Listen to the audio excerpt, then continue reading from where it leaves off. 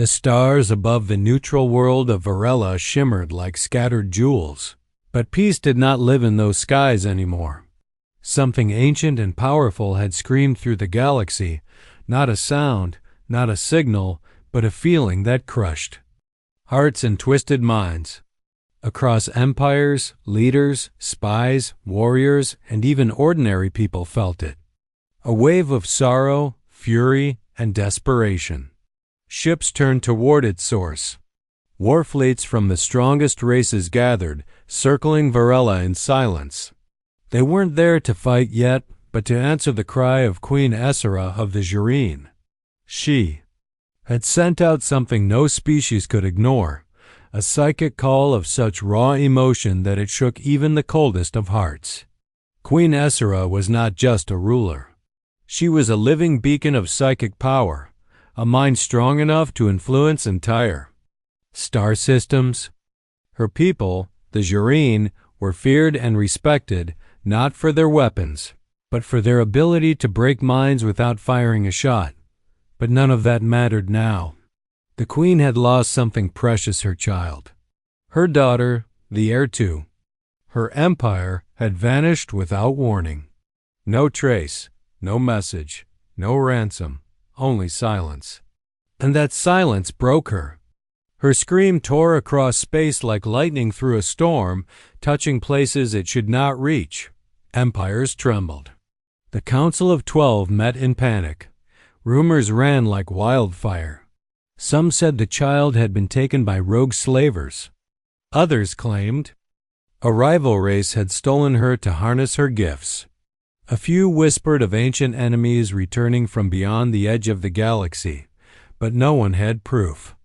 No one had answers. The queen's final message echoed everywhere. Return her daughter, or war would come, and the stars would bleed.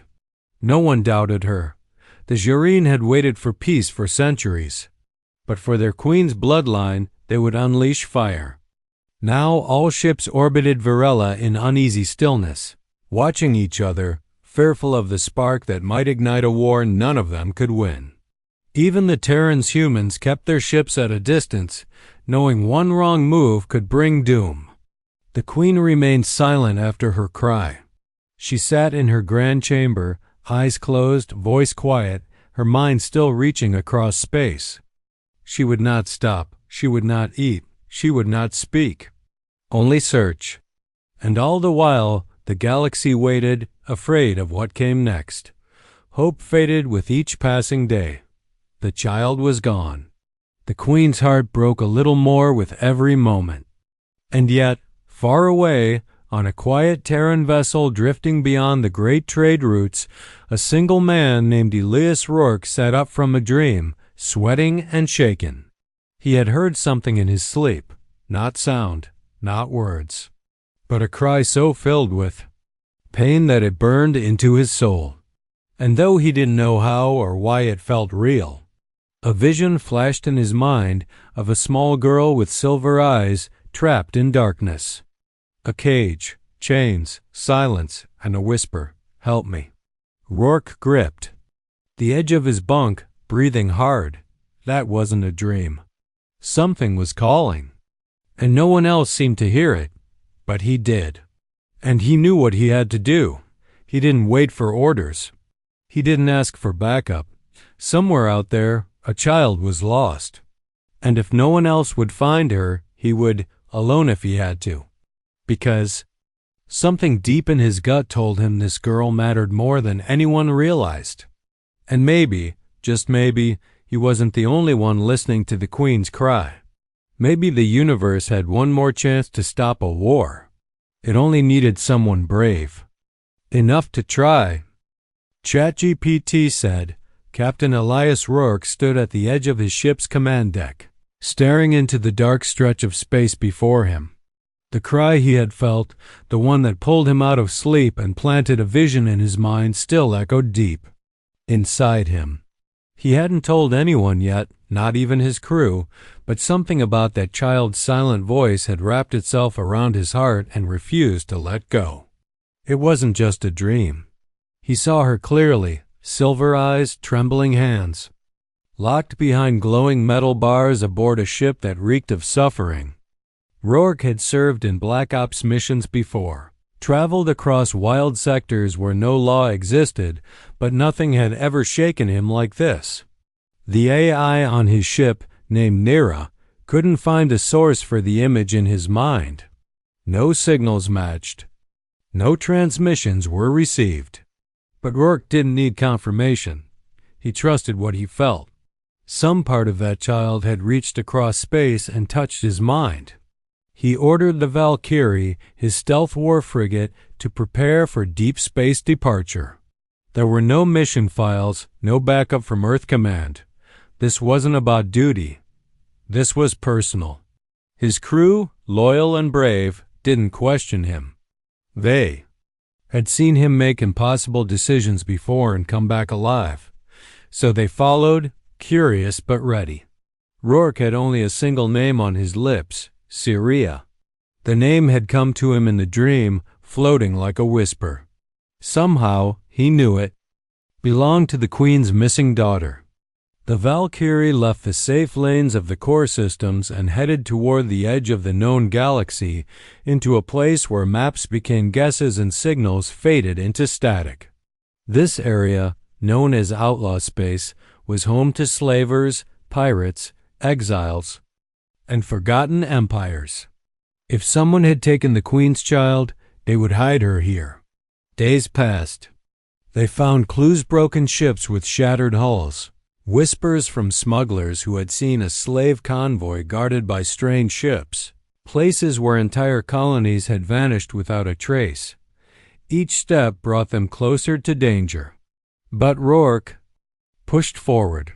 He had a face in his mind. A child waiting to be saved. The trail finally led to a system inside the nebular maw, a cursed region surrounded by unstable stars and thick radiation storms. No one dared enter without good reason. But Rourke had the best reason of all. Inside the maw, they found a massive slaver vessel named Oblivion's Kiss, hidden behind drifting rocks and dark clouds. It was a floating city of cages, guarded by mercenaries, turrets, and drone fleets. The ship dwarfed the Valkyrie in size and power. Any normal captain would have turned back. But Rourke only stared harder. He saw the structure in his mind. The hallway, the cage, the child. She was here. His gut said it, and he had learned to trust his gut more than any star chart. He called his crew to arms. They prepared for a boarding mission. No fancy plans. Just steel, fire, and resolve.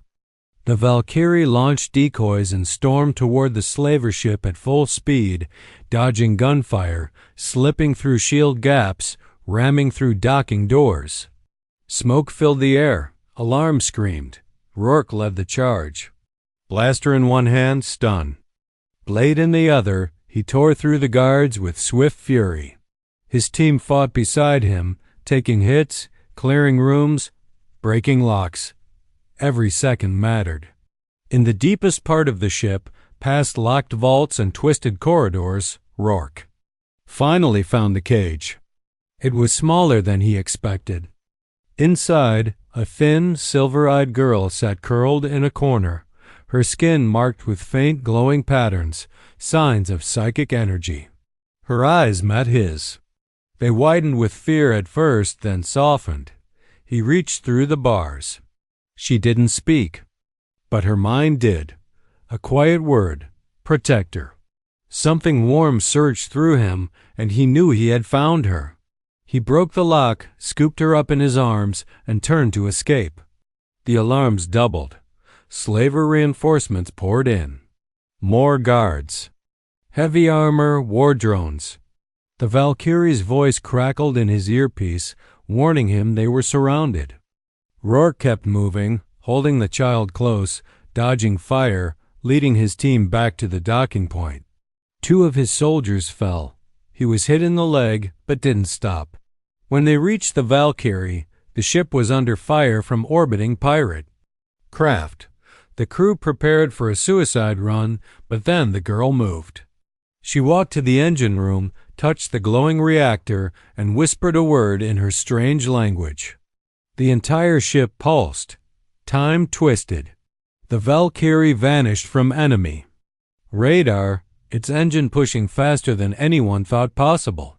They escaped the nebular maw in seconds. Silence returned to the bridge. The girl looked up at Elias, tired but calm. And in that moment, he realized she had saved them all. She wasn't just the Queen's child. She was something more. And the galaxy would soon come hunting for her again. But Rourke made a silent vow as he watched her rest. Whatever happened next, he would not let them take her. The journey into the nebular maw had not only tested Captain Rourke's courage but burned deep marks into the Valkyrie and its crew. Their bodies were sore, their minds heavy, but their mission had succeeded. Syria was safe. Still, safety was only a thin line in outlaw space. As they moved away from the maw, Rourke stood on the bridge, watching the stars crawl past the hull like fading sparks. The girl rested in the medbay, silent but alert, her silver eyes following every movement. Her presence changed the ship. When she walked, the lights dimmed softly, almost bowing to her. When she sat quietly, the ship's AI, Nira, responded to her unspoken thoughts. She was more than a child, more than a royal heir. She was something the galaxy had never seen before. Her mind held power that technology could not explain. But there was no time to study it. The slavers had sent out a distress signal before their ship fell. Rourke's team had scrambled their comms, but a burst had escaped. Someone knew they had taken the child. Someone would come. They needed a plan. Rourke gathered his crew, tired, wounded, but loyal, and explained the path ahead. They had no allies in this part of space. No Terran command would back them. The Council of 12 would never admit it, but they had wanted the Queen's child to stay missing.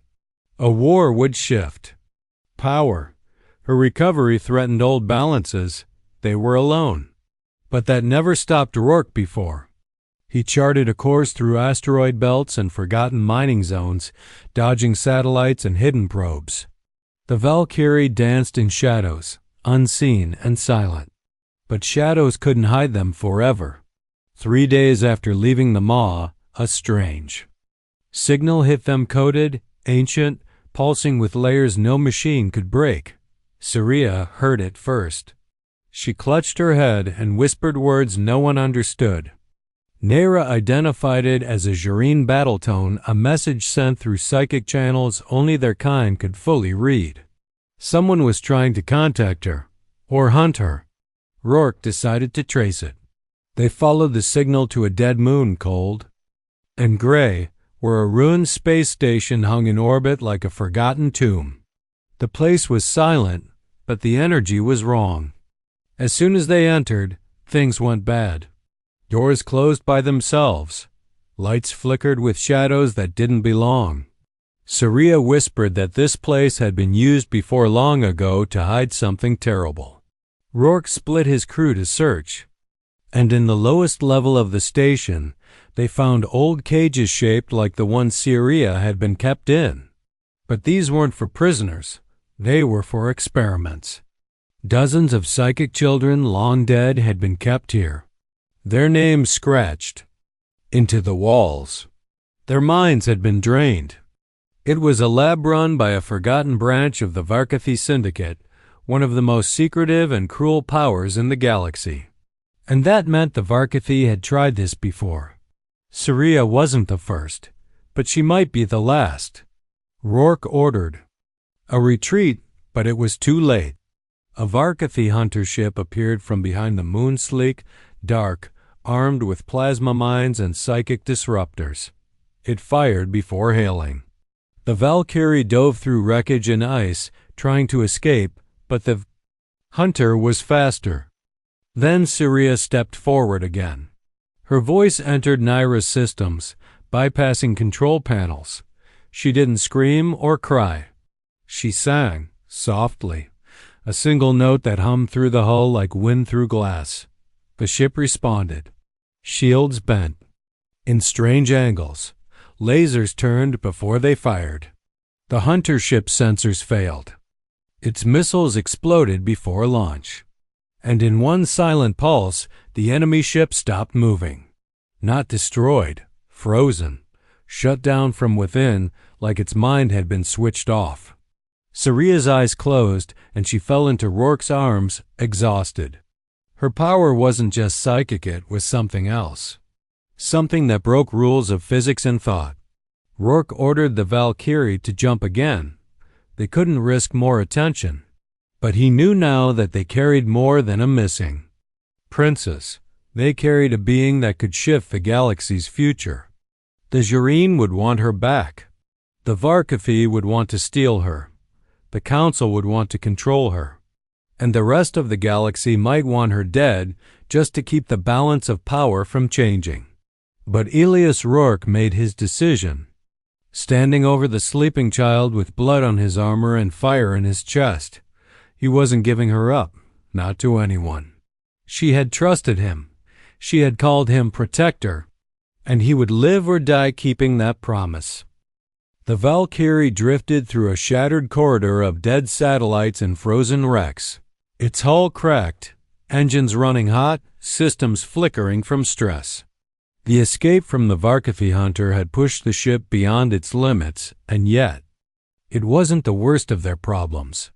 Captain Rourke leaned against the bulkhead outside the medbay, watching Saria through the reinforced glass. She lay silent on the cot, small and still, breathing shallowly. Whatever she had done to stop the hunter ship had drained her.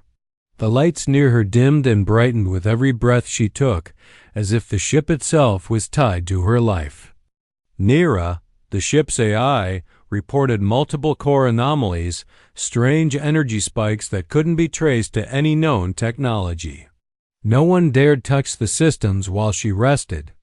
Rourke's crew worked around the clock, repairing the hull, restoring partial shields, and welding shut the escape pods that had been damaged. He ordered complete silence, no signals, no pulses, nothing that could be traced. They were ghosts. In the dark, hiding from the entire galaxy. But hiding didn't last long. On the third day, a signal caught them sharp, encrypted, and pulsing with hostile intent. It wasn't from the Zhureen or the Varkafi. It came from the Eon Syndicate, a secretive empire of technocrats known for harvesting rare mines and selling them to the highest bidder. They didn't bother with warnings. They launched 4 ships, fast and sharp like silver knives, closing in from all sides. The Valkyrie was still too damaged to outrun them, and Rourke knew a direct fight would mean death. He had one option: go through the debris cloud of Kellen's grave, a drifting field of broken war machines from a centuries-old battle that never ended. Thousands of destroyed ships floated in slow, endless rotation. Engines, weapons, and bodies lay scattered like the bones of ancient beasts. It was the perfect place to hide or die. Rourke ordered full speed ahead. The ship jumped toward the edge of the cloud, diving straight into the wreckage, weaving between burning hulls and collapsed reactors. The Eon ships followed, but they were too clean, too perfect, and too fast. They clipped metal, took hits, and lost their careful formation. The Valkyrie twisted and turned, skimming hulls so close the sparks lit the bridge windows. One Eon ship tried to blast its way through and crashed headfirst into the twisted body of a long-dead battleship. The explosion shook the graveyard. Another tried to match their movements but was pulled off course by the magnetic pull of drifting engines. It spun wildly into darkness. Rourke guided the ship toward a narrow canyon formed by 2 massive, broken carriers and ducked inside. He ordered full power to stealth shields. They vanished from sensors. The last 2 Eon ships circled the wrecks. Confused, scanning wildly, Saria woke during the silence. Her voice was weak but steady. They won't stop. Rourke knelt beside her and nodded. I know, but we're not stopping either. She sat up slowly, eyes glowing faintly. Can help. Before he could ask what she meant, she placed her hand on the wall. A hum filled the ship and Naira's system stabilized. Power flowed smoother. Lights sharpened. Something about her presence healed the ship or reshaped it. She was more than psychic. She was like a living core. The child of a queen, born. With power that could command machines, bend space, and silence warships. Rourke felt a chill. He understood now why every faction wanted her. She wasn't just an heir, she was a weapon. Or a miracle, depending on who held her. But he wouldn't let anyone use her. She wasn't a tool. She was a child. As the Valkyrie drifted deeper into the graveyard, a new warning flashed. One of the Eon ships had found them again. It charged through the wrecks, launching plasma bursts. Trying to flush them out, Rourke gave the order, prepare for battle. His crew loaded every cannon they had left. Hull plating was reinforced. Power was drawn from secondary cores. Saria stepped onto the bridge, her voice steady. "Let me try." Rourke hesitated but nodded. She walked to the center, placed her hands on the floor, and closed her eyes. The ship responded instantly. Its weapons locked faster. Shields sharpened. Its path through the wreckage bent ever so slightly. The Valkyrie wasn't just moving, it was hunting. When the Eon ship appeared, they didn't wait. Cannons fired. Missiles streaked forward. But more than weapons, something else hit the enemy. A wave of pressure, like thought turned into force. The Eon ship shook. Its weapons missed. Its shields flickered. And then it stopped completely, floating dead in space. No explosion. Just silence. Rourke exhaled. He turned to Saria, who opened her eyes slowly and said, "We need to go home now." He nodded again, more certain than ever. This child wasn't just someone to protect. She was changing everything. And if the galaxy feared that, then they had every reason to. Because she was about to return to her people, and nothing would ever be the same again. Captain Rourke sat in the dim glow of the command deck, staring at the long-range map as red blips began to appear one after another. Their ship, the Valkyrie, marked by a single blue icon, was no longer alone. Word had spread. The slavers, the Varkathi, and now the Eon Syndicate had all failed to capture the child, and that failure had stirred fear and greed. Now other powers were coming. The Varkathi wanted to reclaim what they once tried to control. The Eon Syndicate wanted her for her mind, to turn her into a living weapon. But worst of all, the Malvax Coalition, a brutal collection of warlords and corporate tyrants, had now entered the chase. They did not ask questions. They didn't care who she was. They only saw power, and they moved fast. Rourke's crew patched the ship the best they could. Burn marks still lined the outer hull. The weapons were functioning, but their reserves were low. They couldn't survive another big fight. Every star system they passed seemed to light up with warning signs. Enemy probes, listening posts, drones flying silent through asteroid fields. It became clear someone had placed a price on Saria's head, and now every scavenger and bounty hunter in the outer systems was chasing them.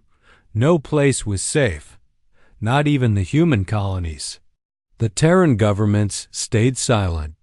Rourke sent coded messages for help, but none came back.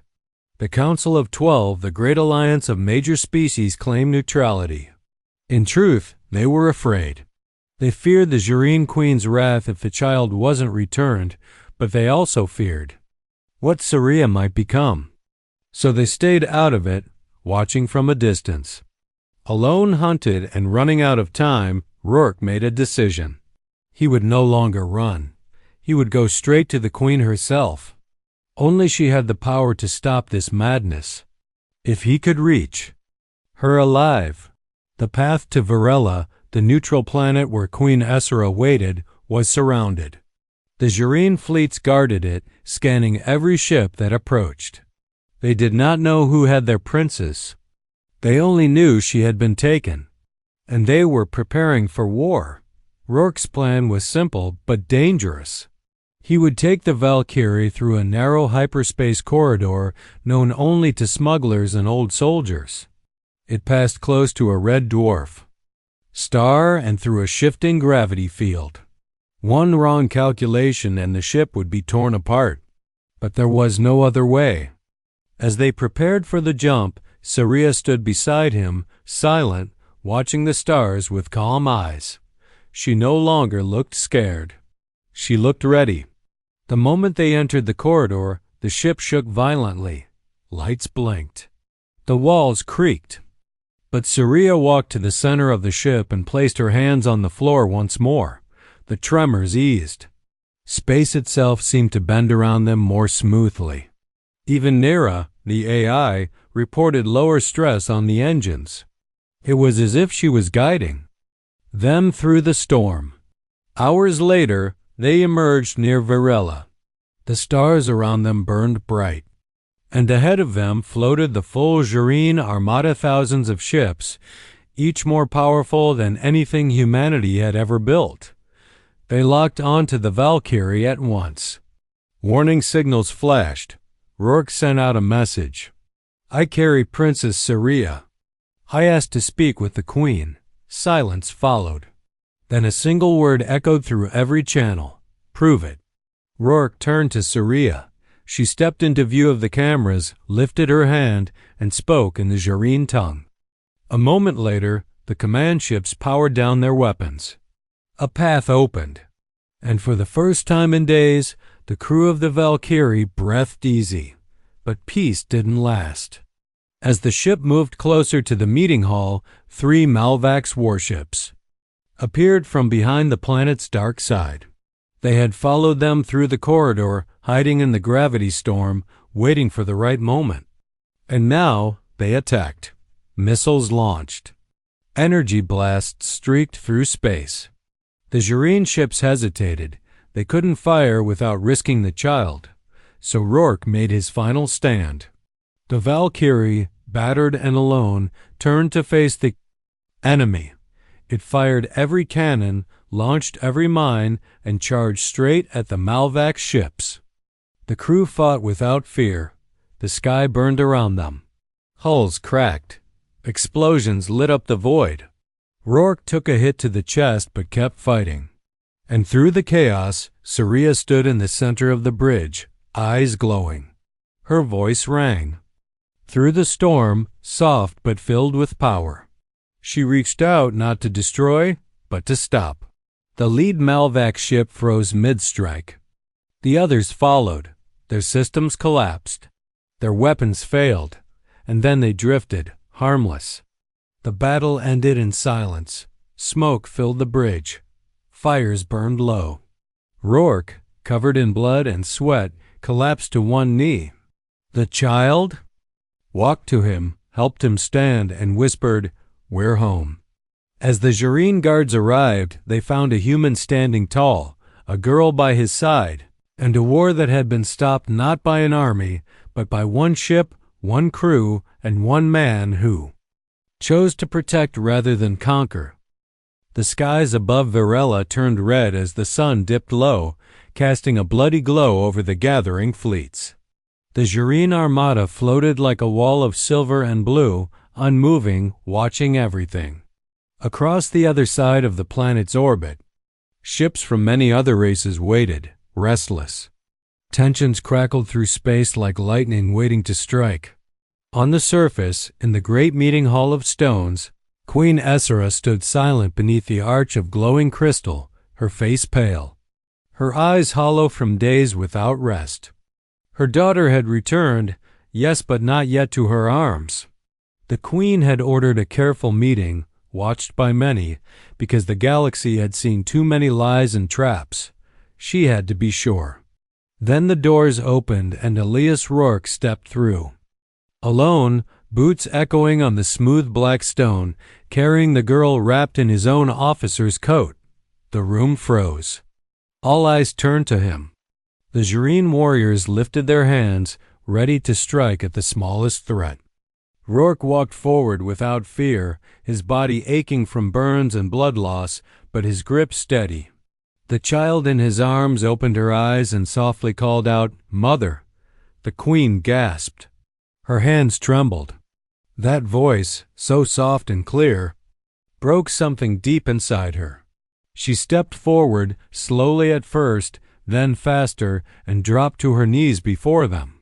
"Saria," she whispered, her voice thick with emotion. The girl reached out, and mother and daughter embraced. For a moment, the whole hall seemed to breathe. The queen wept, holding her child like a treasure lost beyond time. But peace did not last. The moment of joy shattered when a deep explosion echoed above the city. The sky outside turned bright with fire. A Varkathi war cruiser, hidden among the neutral fleet, had broken the ancient peace agreement. It launched a full attack on the planet's shield array. Other ships followed pirates, mercenaries, those who still wanted the child. The Queen's guards prepared to teleport her away, but Rourke grabbed his weapon and rushed outside. The Valkyrie, though damaged and low on power, had remained in orbit just above the capital. When the first shots came, Rourke's crew launched into action. The ship rose from low orbit, turned hard toward the enemy, and fired everything it had. It danced between enemy fire, protecting the shield towers, intercepting incoming bombs. One by one, enemy ships surrounded it, closing in. Rourke gave a direct order through comms: protect the city, no matter what.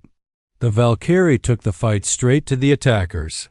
Flames licked across its sides. Plasma beams sliced near its engines. Still, it held its ground. Rourke climbed to the upper defense tower of the city and began firing. From the surface, calling out targets for his ship. His team fought beside him, their boots planted, eyes burning with fury. And then something strange happened. Saria walked to the center of the great hall, stood alone, and raised her arms. Her small fingers pointed toward the sky. The Jireen around her shouted in confusion, unsure what she was doing, but the queen did not stop her.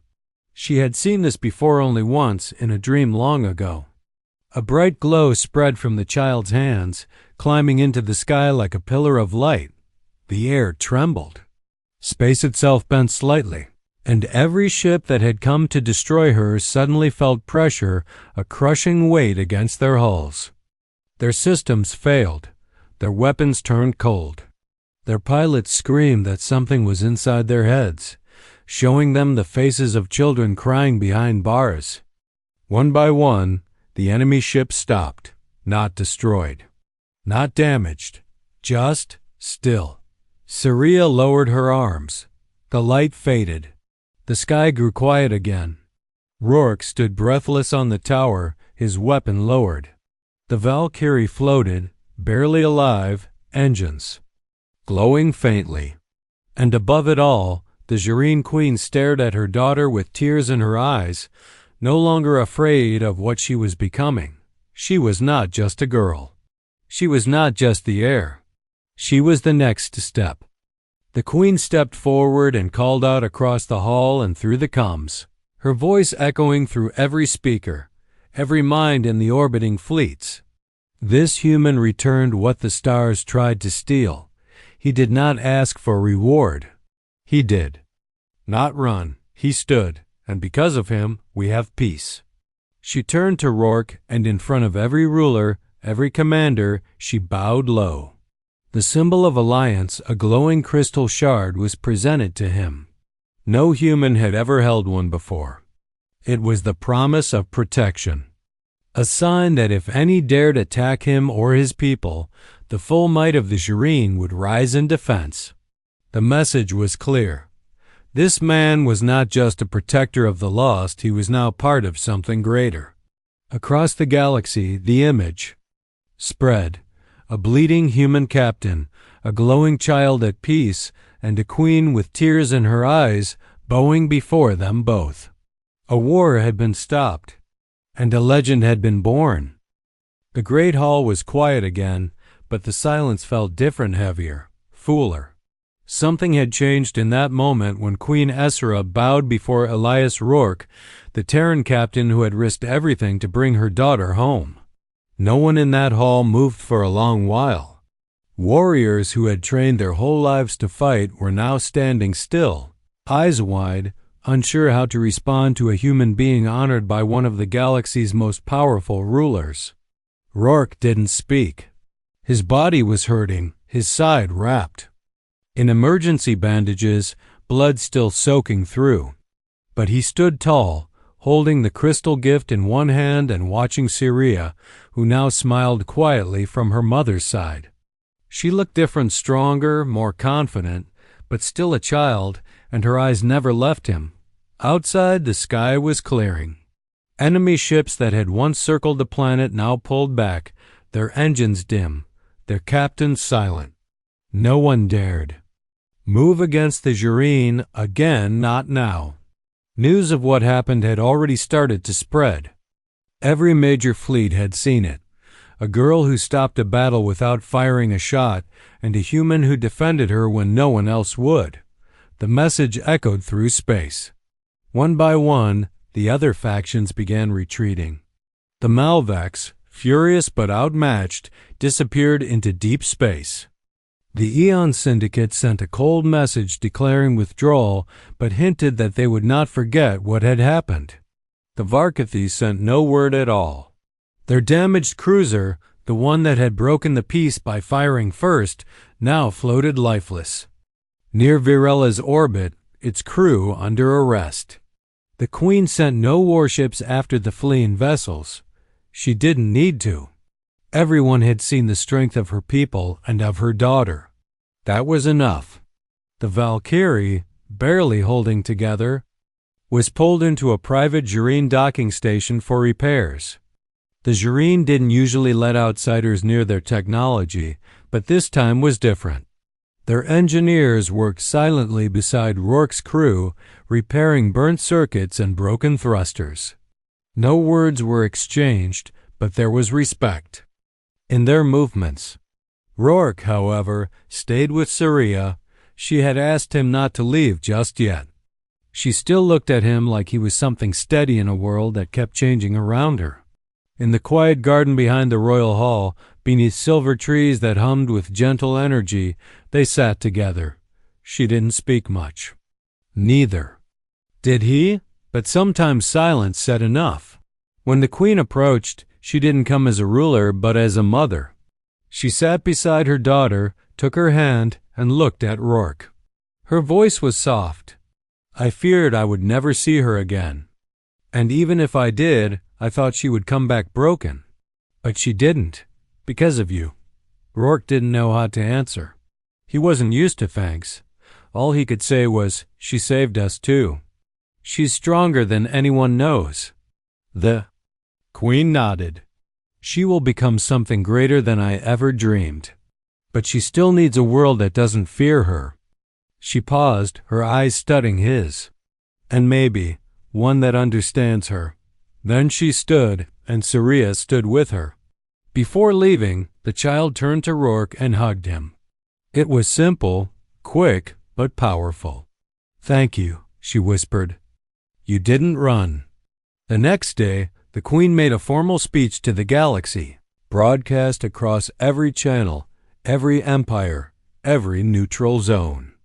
She told the truth that her daughter had been taken by those who wanted to use her, and that it was not her people who found her, but a single human, acting alone, without orders, without support, who crossed dead stars and enemy fleets to bring her back. She warned the galaxy that her child was safe now, and that peace would hold, but only if they chose to keep it. And finally, she said one last thing. Remember the name Elias Rourke. He is not Jureen, but he is of us now. And his people are no longer strangers in our stars. The words rippled across space. Human leaders were shocked. Some were angry they hadn't acted first. But among the common people, soldiers, traders, workers, a new legend began to grow. Children whispered the story of the human who faced the whole galaxy to save one life. Artists painted scenes of the Valkyrie diving through fire. Songs were written, stories told. Even in the darkest corners of the galaxy, the name Rourke was spoken with a mix of awe and warning. As for the man himself, Elias didn't stay on Varela.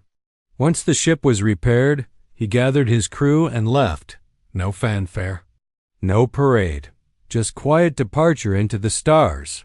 He had done what he came to do, and now it was time to move forward. But something was different. A part of him stayed behind with the child, with her people, and with the memory of a moment when hope, courage, and one human choice stopped a war and changed the future forever.